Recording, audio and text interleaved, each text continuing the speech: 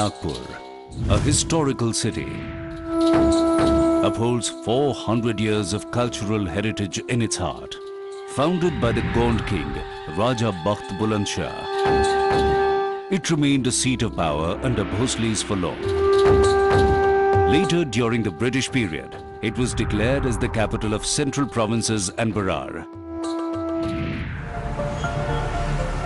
After independence, it became the second capital of Maharashtra.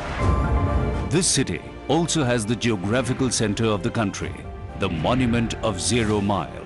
The north-south and east-west corridor of the national highways cross here, providing a very good natural choice for the alignment of elevated corridors of the new metro rail on the median.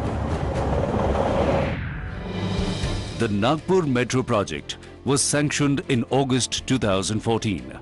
The Honorable Prime Minister of India, Shri Narendra Modi, laid its foundation stone on the 21st of August 2014. जिस तेजी से नागपुर आगे बढ़ रहा है, नागपुर में भी ये मेट्रो रेल की आवश्यकता है. The Nagpur Metro Rail Corporation Limited was incorporated in February 2015. Considering the desperate need to improve the public transport system in the city, where only 9% of the people travel by public transport. The industrial areas in the west and the south side need to be connected to the residential areas in the east and north side of the city, along with the commercial areas in the middle. There are total 36 metro stations proposed on these corridors. These corridors will connect all major modes of transport to the residential population. The intersection point of these corridors at the Sitabardi Munje Chowk is proposed to be an iconic high-rise metro tower. The architecture of stations will reflect the rich cultural heritage of Nagpur. Nagpur Metro will be the greenest metro of all metros. 65% of the energy needs of Nagpur Metro will be met by solar energy. Other distinguished features of Nagpur Metro include adoption of internationally acclaimed digital project management technique of 5-dimensional BIM and provision of an efficient and environment-friendly feeder bus service to provide first and last mile connectivity. Nagpur Metro has the distinction of having revenue streams by way of transit-oriented development under which the density of population along the metro corridors will increase an additional stamp duty of 1%. NMRCL is making all-out efforts for exploring additional sources of revenue for real estate development and advertisement, etc. Efforts are also towards a creative arrangement with banking institutions to share cost of automatic fare collection system through co-branded smart common mobility cards. Nagpur Metro's orange color logo represents the true essence of the Orange City, while the byline Majhi Metro conveys that the metro belongs to every citizen of the city. It has also started the drive of making Metro Mitras for bringing people closer to it, using the full potential of social media. The Facebook page of Nagpur Metro, having 1.5 lakh likes, is the testament to the same.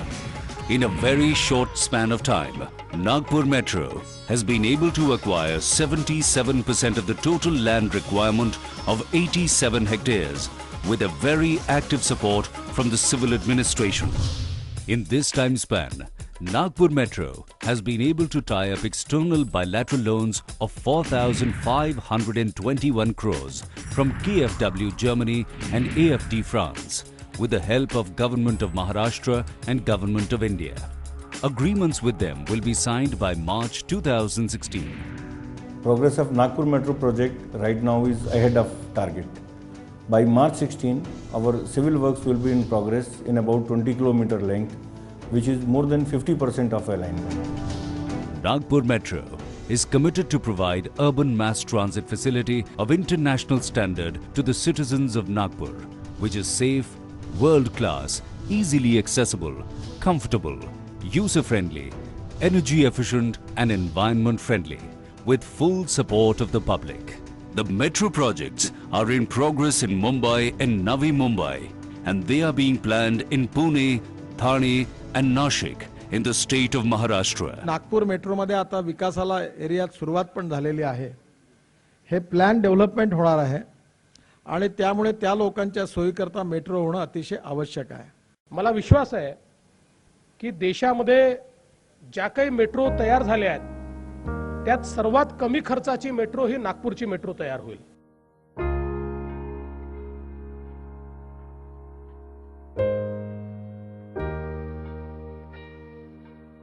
नमस्कार, मैं हूं अमोल और news के आज के इस विशेष programme में आप सभी दर्शकों का बहुत बहुत स्वागत है. नागपुर मेट्रो, माझी मेट्रो, वैसे नागपुर मेट्रो का एक पहचान बनने वाली मेट्रो और इसी मेट्रो यानी कि Nagpur metro rail corporation limited के एमडी यानी कि ब्रिजेश दीक्षित जी आज हमारे साथ है. वैसे कई सारे लोगों के पास कई सारे सवाल है. नागपुर की जनता मेरे ख्याल से सवाल उनसे जरूर पूछना चाहती है और मेरे ख्याल से आज ये मौका मुझे मिला कि मैं उनसे सवाल पूछूं और हमारे सारे सवालों को जवाब देने के लिए आज सर हमारे साथ मौजूद है. सर बहुत बहुत स्वागत है आपका यूसीएन में. Thank you Amol. सबसे पहले तो लोगों के दिमाग में यही सवाल आता है, एक आम आदमी जब नागपुर की सड़कों पर घूमता है, क्या सचमुच जरूरत है नागपुर को मेट्रो रेल की? बिल्कुल. नागपुर का जो साइज अभी हुआ है, एक छोर से दूसरी छोर तक 20 किलोमीटर से ज़्यादा की डिस्टेंस है और पब्लिक ट्रांसपोर्ट का जो शेयर है वो 9% है सिर्फ.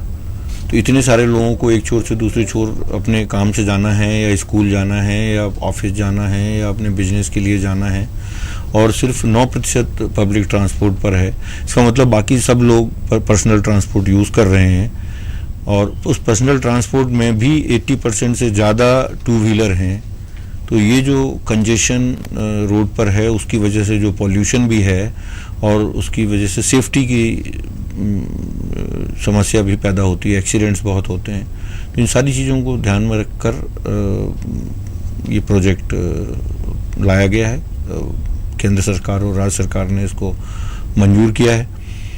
तो और इसके बाद जो स्टडी हुई है प्रोजेक्शन की राइडरशिप की, उसमें 3.5 लाख राइडरशिप पर डे की प्रोजेक्ट हुई है. तो उसको देखते हुए आवश्यकता इसकी ज़रूर है नागपुर सिटी को और जब ये बन जाएगी तब ये सब लोगों को महसूस होगा कि कितनी अच्छे से ये कार्य करेगी और लोगों को उससे कितनी सहूलियत मिलेगी. आमतौर पर नागपुर के लोगों की अगर हम बात करें तो उन्हें अनुभव कुछ अच्छा नहीं रहता. हमेशा उन्हें ऐसा लगता है चीजें शुरू हो जाती है लेकिन खत्म नहीं होती. लेकिन नागपुर मेट्रो के मामले में मैं कहूँगा उल्टा है. बड़ी तेजी के साथ पिछले 1 साल में काम हो रहा है, तो उस बारे में क्या कहेंगे? काम तो इसी तरह से होना चाहिए. मुझे नहीं लगता बहुत तेज़ी से हो रहा है. जैसा होना चाहिए उस हिसाब से हो रहा है और ये इस वजह से हो रहा है कि सब लोगों का सहयोग मिल रहा है. नागपुर के सबसे पहले नागपुर के सिटीजन्स इतनी दिक्कत होने के बावजूद भी सब लोग इसको सपोर्ट कर रहे हैं. वर्धा रोड के ऊपर जो काम चल रहा है उसमें बैरिकेड्स लगे हुए हैं, तो ये उसकी वजह से हो रहा है.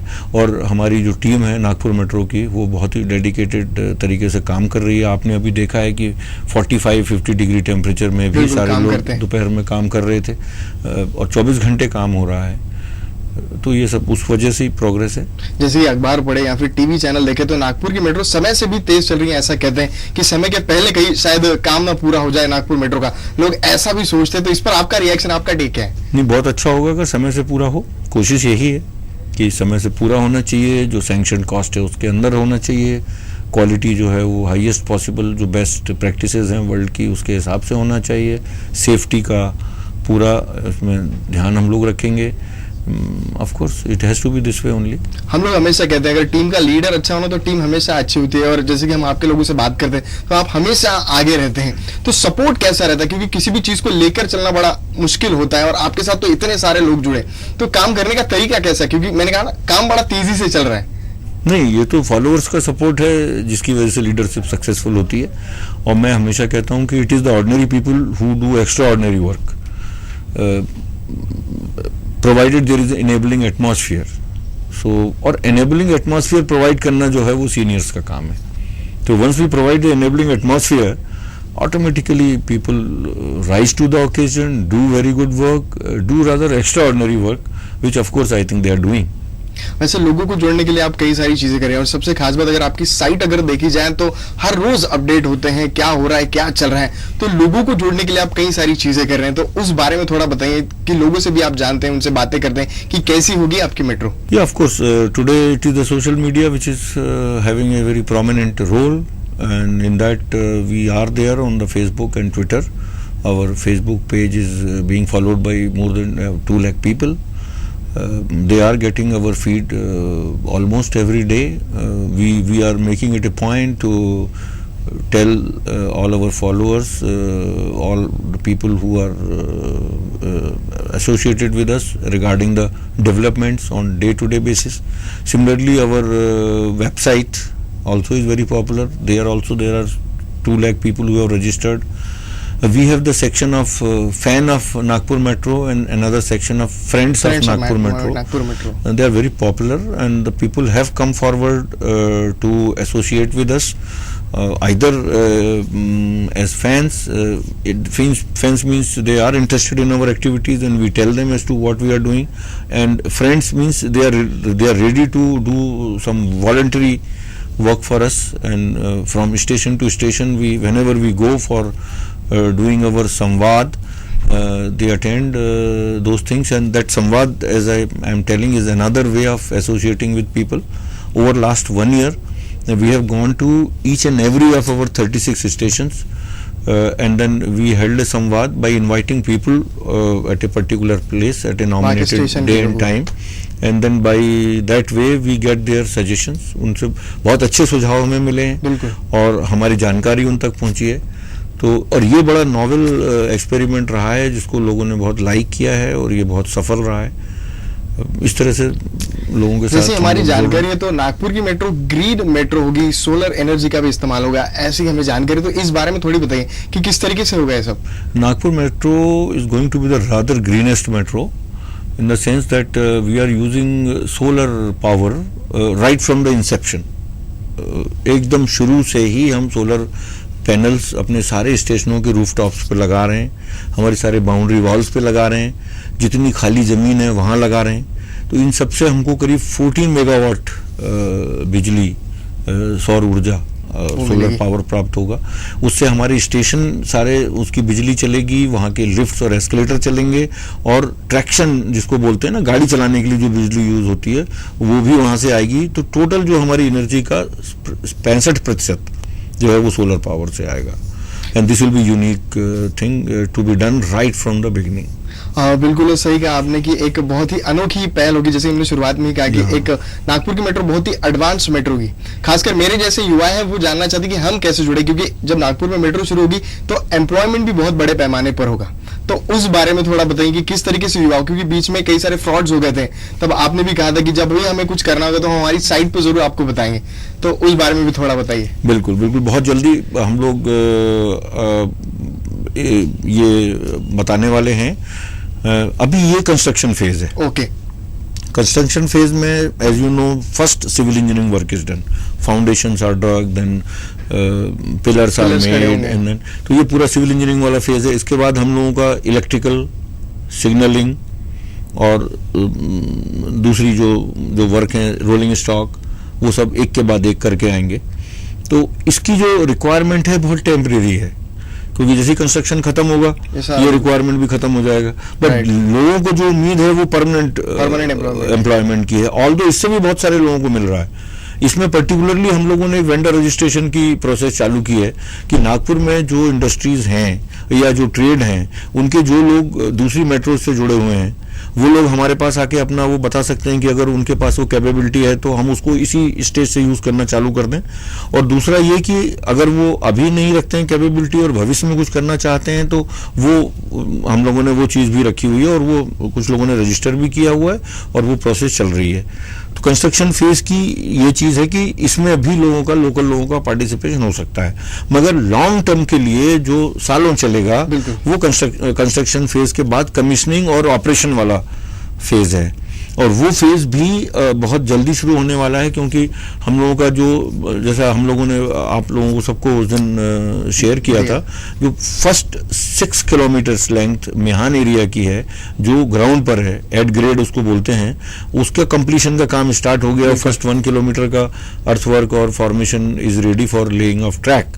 तो वो सारी चीजें 1 साल के बाद तैयार हो जाएगी और ऑपरेशन उसके बाद फिर स्टार्ट होगा। पहले टेस्टिंग होगी, फिर कमीशनिंग होगी एंड देन ऑपरेशन होगा।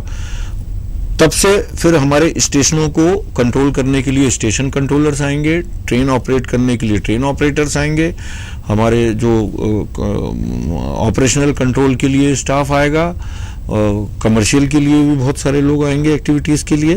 तो वो सब अभी हम लोग प्लान कर रहे हैं, और जैसे ही वो थोड़ा सा नज़दीक आएगा, we will start our action for taking more people on board, and that will be long term employment, and then gradually फिर वो पहला 6 किलोमीटर है, उसके बाद अगला 6 किलोमीटर, फिर हर 6 महीने में करीब 6 से 8 किलोमीटर जो है वो कमीशन होता जाएगा, जब तक कि पूरा 40 किलोमीटर नहीं हो जाता। और फिर जब पूरा 40 किलोमीटर जब कमीशन होगा और चलना चालू करेंगी ट्रेन हमारी, तब फिर वो और एम्प्लॉयमेंट आगे बढ़ेगा। और वो सब चीजें अभी आने वाली है, ये तो अभी बिल्कुल शुरुआत है। नहीं, तो इसी में एक सवाल मैं ऐड ऑन करना चाहूंगा इसी को जोड़ करके, डायरेक्ट एम्प्लॉयमेंट होगा कि इनडायरेक्ट एम्प्लॉयमेंट? दोनों होगा, डायरेक्ट भी होगा और इनडायरेक्ट का भी थोड़ा बहुत समावेश रहेगा, दोनों होगा, मिक्स होगा। और हम लोग पूरी कोशिश कर रहे हैं कि नागपुर के लोगों की जो अपेक्षाएं हैं उस पे खरे मेट्रो से, वो पूरी की जाए।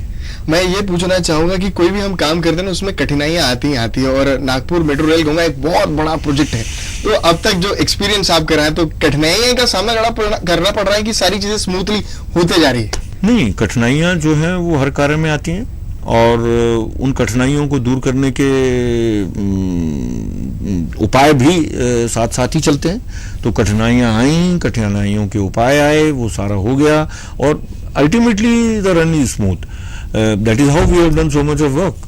But of course, problems and hurdles, they do come, but our team is on the job as I said 24 hours. बिल्कुल.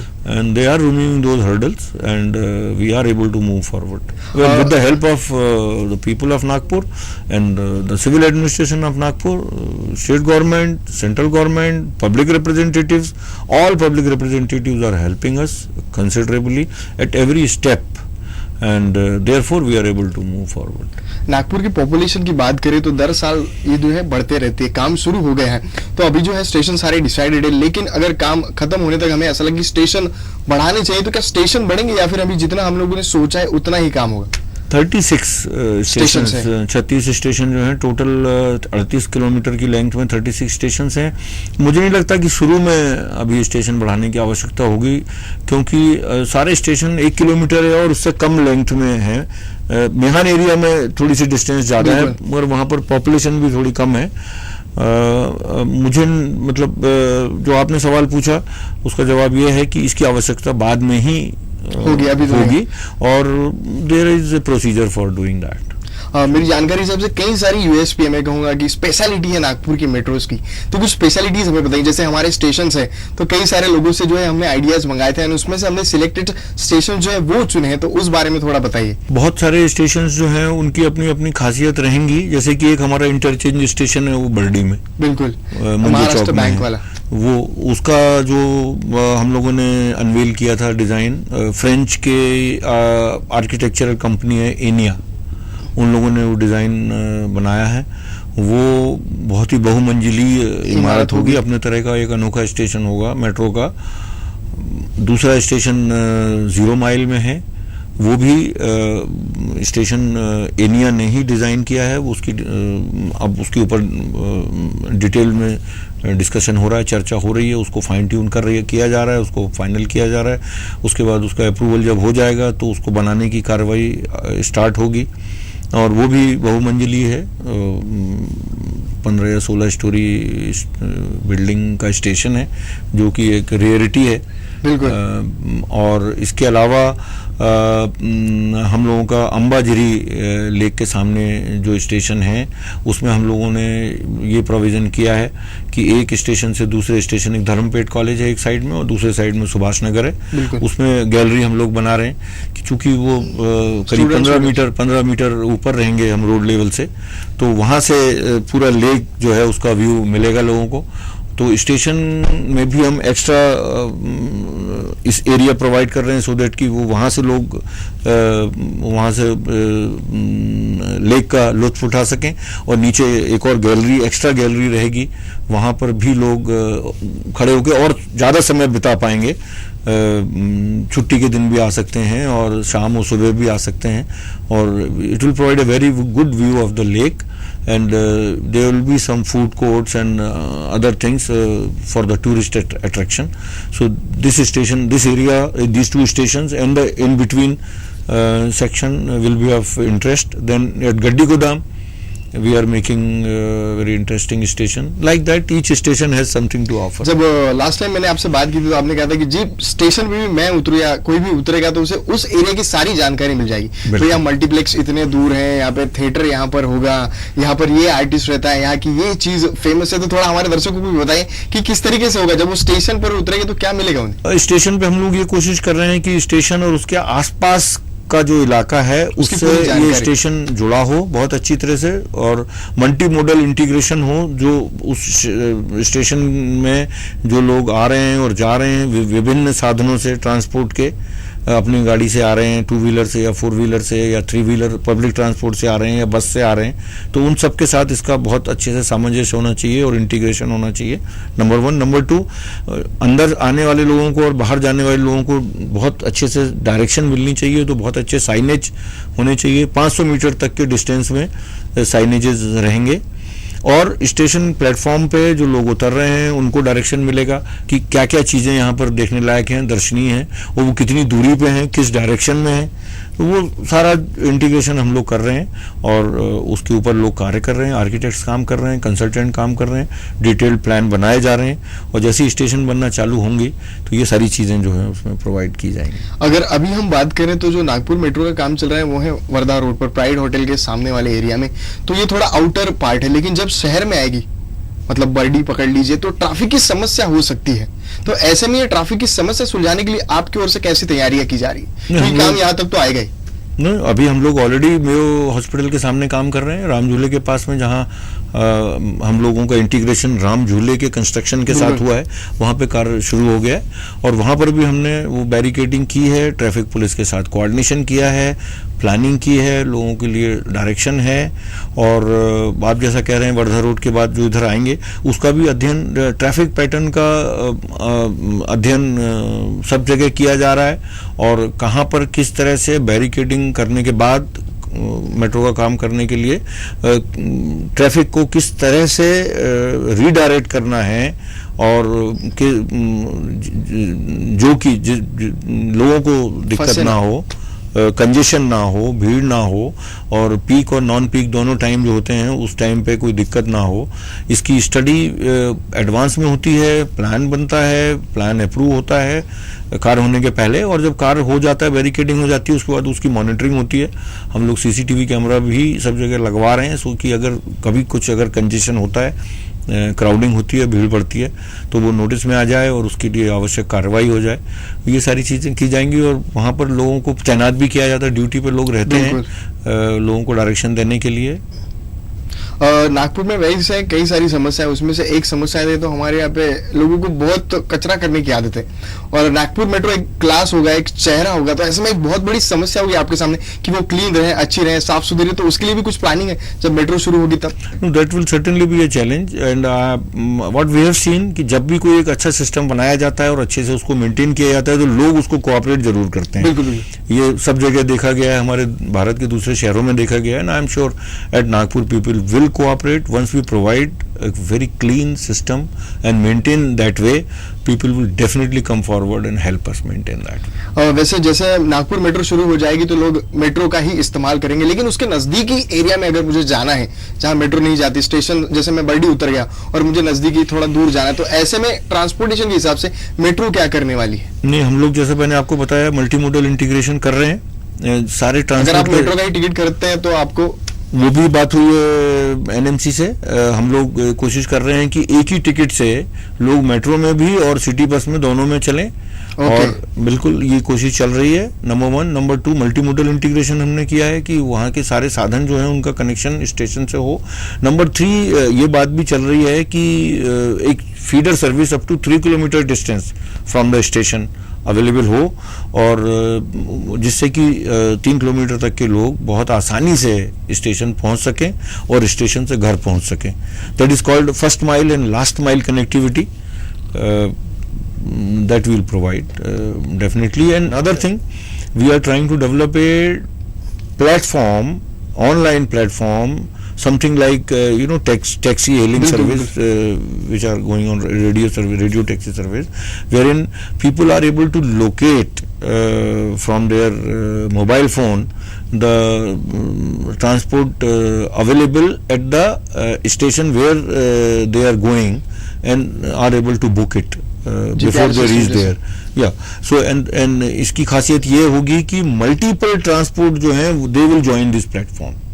I am trying to even integrate a cycle rickshaw person to this, because he is also having a mobile phone, and somebody who is getting down at a station and wants to take a cycle rickshaw to his house or to his destination or her destination, he or she is able to book even the cycle rickshaw from this platform. इसके ऊपर भी काम चल रहा है। जब नागपुर की metro का काम शुरू हुआ तो पूना के लोगों का ऐसा आरोप था कि पूना में ज्यादा जरूरत है as compare to Nagpur, population कहीं है, रीच कहीं है, एरिया वाइज। तो इस बारे में आप क्या कहते हैं? मेरे को अभी वहां के बारे में ज्यादा जानकारी नहीं है, बट इन जनरल मैं ये कह सकता हूँ कि पूना में भी डेफिनेटली मेट्रो की आवश्यकता है। पूना नागपुर से बड़ा है और जैसा आप कह रहे हैं वो सब भी है वहाँ पे, और मुझे उम्मीद है कि वहाँ का जो प्रोजेक्ट का जो डीपीआर अभी बन रहा है और उसके बाद उसकी सैंक्शनिंग प्रोसेस जो चल रही है वो बहुत जल्दी पूरी होगी, और पूना को भी मेट्रो मिलनी चाहिए जैसे नागपुर को मिल रही है, और जल्दी मिलेगी मेरे ख्याल से। सारे नागपुर वालों के दिमाग में एक ही सवाल होगा, और इसी सवाल से मैं जो है आज के इस प्रोग्राम का अंत यानी कि आखिर करना चाहूंगा कि कब वो जो है नागपुर मेट्रो में बैठ के सफर कर पाएंगे, दिन कौन सा होगा वो? नहीं, जैसा मैंने कहा कि ये धीरे धीरे पूरा होगा कार्य, और पहला 6 किलोमीटर का काम जो म्यान एरिया में ग्राउंड पे हो रहा है वो सबसे पहले पूरा होगा। वो अभी से करीब 1 साल से थोड़ा ज़्यादा समय उसको पूरा होने में लगेगा, क्योंकि अभी ट्रैक ले होगी, उसके बाद फिर ट्रैक्शन सिस्टम OHE का काम होगा, फिर सिग्नल होंगे, फिर रोलिंग स्टॉक आएगा, उसके बाद वो टेस्टिंग कमीशनिंग वो सारी प्रोसेस होगी। तो 1 साल से थोड़ा ज़्यादा वक्त उतने पोर्शन को होगा 6 किलोमीटर को, और उसके बाद जो एयरपोर्ट से लेके बर्डी तक का जो वर्धा रोड के ऊपर काम हो रहा है वो आप देख ही रहे हैं, बहुत तेज़ी से हो रहा है। तो वो ही नेक्स्ट ईयर के एंड तक ट्रैक ले करने लायक हो जाना चाहिए, और हम लोगों का टारगेट आपको पता ही है 2018 है, तो डेफिनेटली 2018 तक। मैं वही कह रहा हूँ कि 2018 आप कह रहे हैं कि डेडलाइन है, अगर काम देखें तो बड़े तेजी से चल रहा है, तो आपको लगता है कि आप सही समय पे काम खत्म कर देंगे? बिल्कुल बिल्कुल, जिस तरह से रफ्तार है आप खुद ही कह रहे हैं। तो ब्रिजेश जी बहुत बहुत धन्यवाद कि खास आप आज यूसीएन के स्टूडियो में आए, हमसे ढेर सारी बातें की, और सबसे मेन कि हमने जितने सवाल पूछे आपके सभी के आपने एकदम दिल खोल के जवाब दिए। Thank you Amol, thank you so much. Brijesh Dikshit ji जो आज खास यूसीएन के स्टूडियो में पहुंचे थे हमसे बात करने के लिए आज के इस प्रोग्राम में। बस इतना ही, मैं अमोल आप लोगों से विदा लेता हूँ, लेकिन आप लोग कहीं मत जाइए, देखते रहिए यूसीएन न्यूज।